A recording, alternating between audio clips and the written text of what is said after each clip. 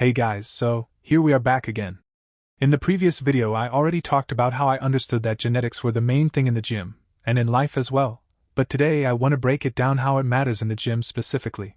For starters, I know people love to cope and think that everything can be achieved through hard work, discipline and will. Well, that's bullshit. Let me give you a few examples on what truly makes a physique aesthetic and dimorphic.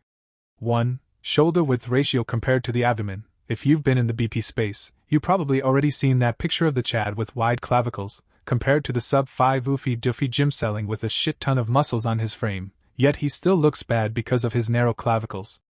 And wider clavicles are seen as more manly and dimorphic for guys. 2. Muscle bellies. This again, like pretty much everything I'll mention, is genetics. You have no control over how long your tendons are when connecting to your muscles.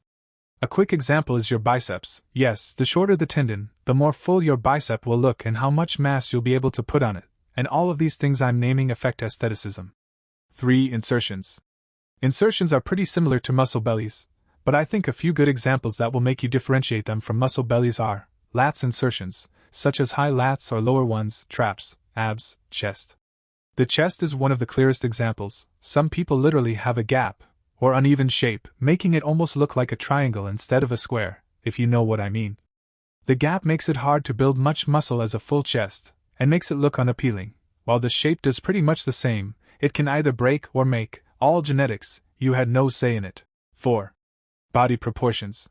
What I mean by this is, having a shorter torso than expected, having longer legs than usual, or longer arms, wider hips. This of course will affect the way you look and how much muscle you're gonna put in that frame. If your frame is unbalanced, then you'll look like shit no matter what you do. It will just look out of proportion. 5. Muscle mass. Yes, some people are simply born by default with more muscle mass, or the ability to put on muscle mass with ease and quicker than most people. For guys like me, it's the complete opposite. Like guys, sometimes when I scroll on Reels, it happens that in my For You page some parents post videos or pics of their kids, even as babies, or like 10-year-olds, you can spot that few of them have somewhat already an athletic look with muscle definition, and of course when they will grow up and join a gym, that gift will be shown.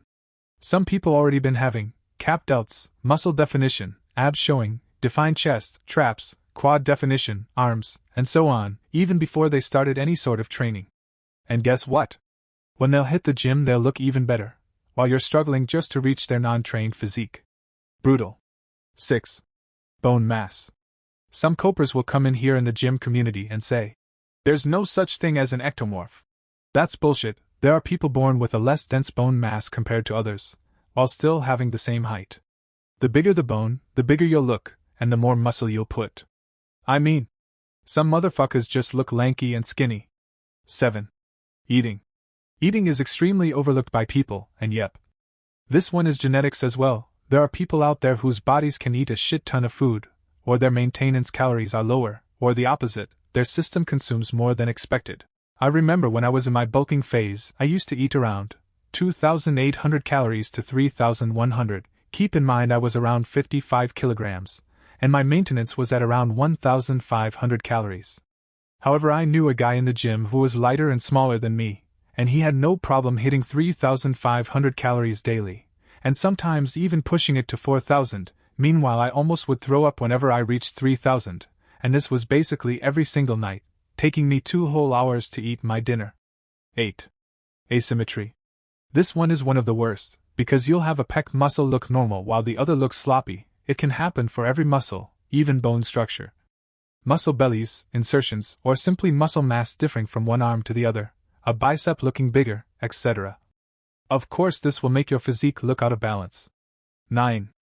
How well your muscle respond to resistance training, how many fast twitch fibers there are in your quads. Sometimes even the same muscle group can have a different muscle response, leading to imbalances, purely genetics. 10. Strength.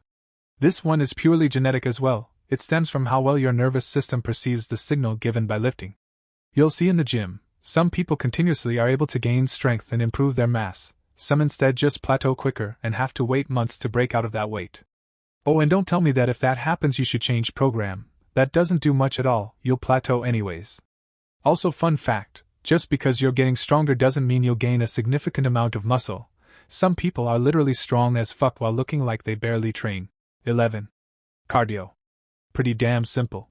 Some people have better cardio and endurance. That's it, pure genes. Even David Goggins wouldn't be the way he is without genetics. Faith alone in this world won't save you. If you have to work so hard without seeing any glimpse of return on your effort, I just know that sooner or later you'll quit, and Goggins would have done the same. 12. Steroids. Okay, this one is a bit more nuanced since most people think steroids are a cheat code, but that's not true at all. Some people don't improve much at all on roids, some instead become huge with little to no side effects, some have horrible side effects such as acne, liver failure, heart disease. 13. Hidden conditions, problems, diseases. This one too, it will affect the way you look in gym progress. Whoever said that the sky is the limit is a liar. People are capped, and can do what they can with what they're given, not what they want. We all have a limit, a threshold, a biological one we can't break out of. Just think of someone with Down syndrome. Would you think that guy has a chance becoming a philosopher or figure that is known for his mental capabilities? Another example is someone born 5'3", thinking and dreaming he'll make it to the NBA. Yeah, no, buddy, it was over before you even decided. Life decides for you, not you. Guys, when you'll step foot in the gym, you'll see how brutal and explicit the BP is. You'll notice a full spectrum of looks that applies to all the things I previously mentioned, and I want to let y'all know that no matter how hard you'll work, you'll never compensate what was predetermined for you by daddy genetics. You won't get out of that uneven muscle belly, wide torso, triangular pec, and so on. If you guys don't believe me, you can see this for yourself by going on Reddit in the r/gym community, and you'll see people of all sorts of different looks, while their training longevity has been years. Some people are extremely lucky to score positively on all these aspects, while others miss almost all of them. That's why I say it's a spectrum and lottery like everything else. Honorable mentions: I forgot making the script. Muscle bellies apply to other muscles besides biceps, such as quads and hammies. The quads are one of the clearest examples of this. You'll see people with quads that pop more on the outside, while others have them looking more compact and full. The quads belly's attachment can either break or make. I don't get it why in the community is so accepted that calves are pure genetics, but they don't think of this for every other muscle group. Weird. Some people, like the ones born in fucking India, don't have a shot spending that amount of money on the gym and dieting. It's over. Some people muscles and definitions simply are better and more noticeable. Even going on a cut is genetics. Some people's abs pop out more, while others, no matter how hard they work out or how low their body fat is, they will never have a good set of abs, and will end up looking lean, but flat. Not with well-sectioned abs. Some people have wider backs, forearms, torsos, and necks, not because of bone, but by mass alone. I'm to a point where I can tell a newbie if whether his journey at the gym will be worth it or not. Just by looking at their starting physique, I can tell almost accurately how they'll end up looking. One of my peers decided to join the gym with me and a friend of mine. At the time, I have been training since more than a year, and it was summer 2023. June. Now, I didn't want to be mean, but when he took his shirt off, in the back of my mind I was like, yeah bro, there's no way you'll ever look good. You are built almost like me. You just ain't got it. And I was right, because the more the time passed, the more he never really achieved that aesthetic look, like toned muscles and good mass. Instead, he simply looked soft, not because he was fat, even though when he started he was, but because his body won't let him achieve that classic hard body, that toned look. He was able to lean down a lot, and looked better because of that, but never got that classic gym physique. He was also able to put on strength, but, after around 2 years of training, he gave up and quit, which is absolutely a fair choice for his case. Just because you don't give up, doesn't mean you'll make it. Just think of my case for a second. If you have to train so hard, and eat so much for so little, you just ain't got it, man. You're better off giving up, that's the truth. It never gets old seeing delusional guys seething that 99% pure copium, thinking they will achieve the physiques shown in their feeds, as if most of them aren't already genetically top 1% and on trend. All of a sudden you summon the Gear Avengers when there's someone like me pointing it out in the comment section that you delusional dummies will never achieve that. They'll say stuff like, no, it's not because of steroids. Meanwhile, there are studies out there showing you that you can gain more muscle doing nothing on roids compared to your newbie gym goer that does everything right. But yeah, that's surely not the reason you're so big, pal. No amount of work, or time and years in the gym will ever make you look like the guys you see in there if you never had the genetic foundation. One of the most brutal moments I had was when some friends and family members asked me if I stopped training or even trained at all. Some of them gave me this weird look as if I didn't even do much at all, nothing impressive. Meanwhile, deep down I knew I was putting genuine effort into it. Also, speed is genetics, pace is genetics, fast twitch fibers are, slow ones too, Vascularity is genetics, how lean you can get is genetics, metabolism is genetics, jumping is genetics, mobility and flexibility is genetics, body fat distribution is genetics, and in some people it will make them look weirdly shaped, even having strong points. Such as arms being your most dominant looking part in your physique, that is purely genetics as well. Like bro, most people literally train muscles groups with the same logic and volume, but somehow some groups grow more and look more outstanding than others.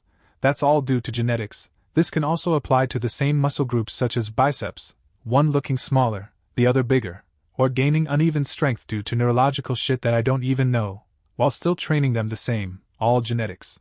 So stop looking at these top league niggas thinking you'll be the same as them just because they tell you to work hard. That's nonsense. They're not on top because they trained harder than 99.9% of people. They are there because they got the luck and genetics that 99.9% of people will never have.